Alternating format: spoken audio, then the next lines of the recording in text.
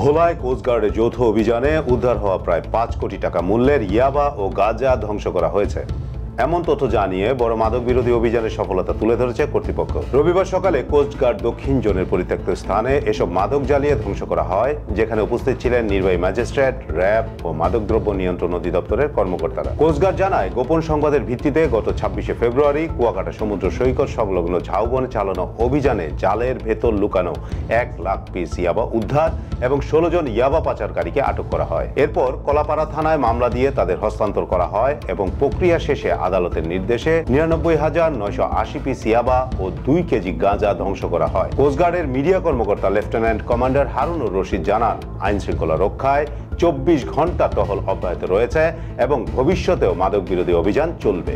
ফেব্রুয়ারি ২০২৫ তারিখ বুধবার ভোররাতে কোস্টগার্ড দক্ষিণ জোন এবং র্যাব এর সমন্বয়ে পটুয়াখালীর কুয়াকাটা সমুদ্র সৈকত সংলগ্ন ঝাউবন এলাকায় মাদকের বিরুদ্ধে একটি যৌথ অভিযান পরিচালনা করা হয়।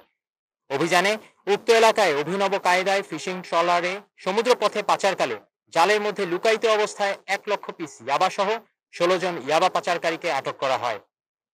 আটককৃত আসামিদের আইনানুগ ব্যবস্থা গ্রহণের জন্য কলাপাড়া থানায় একটি মামলা দায়ের করত হস্তান্তর এবং জব্দকৃত ইয়াবার নমুনা হিসাবে ২০ পিস ইয়াবা সংশ্লিষ্ট থানায় জমা দেওয়া হয়। এছাড়াও গত ২৬শে মার্চ ২০২৫ তারিখে বিসিজি স্টেশন বরিশাল কর্তৃক বন্দর থানাধীন কীর্তনখোলা নদী সংলগ্ন কায়াচর এলাকা হতে ২ কেজি গাঁজা জব্দ করা হয়।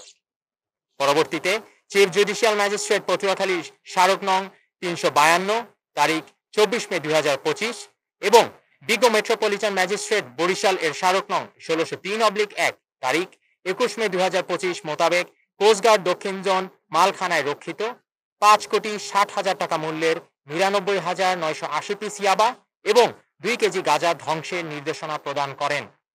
প্রাপ্ত নির্দেশনা মোতাবেক অদ্য ১ জুন ২০২৫ তারিখ সকাল ১০টায় বাংলাদেশ কোস্টগার্ড বেজ ভোলায় মোহাম্মদ জিয়াউল হক নির্বাহী ম্যাজিস্ট্রেট ভোলা এবং পরিদর্শক মাদকদ্রব্য নিয়ন্ত্রণ অধিদপ্তর ভোলা এর উপস্থিতিতে ৯৯,৯৮০ পিস ইয়াবা এবং ২ কেজি গাঁজা ধ্বংস করা হয়। উক্ত কর্মকাণ্ডে অভিযানে অংশগ্রহণকারী র্যাবের সদস্যবৃন্দ অংশগ্রহণ করেন।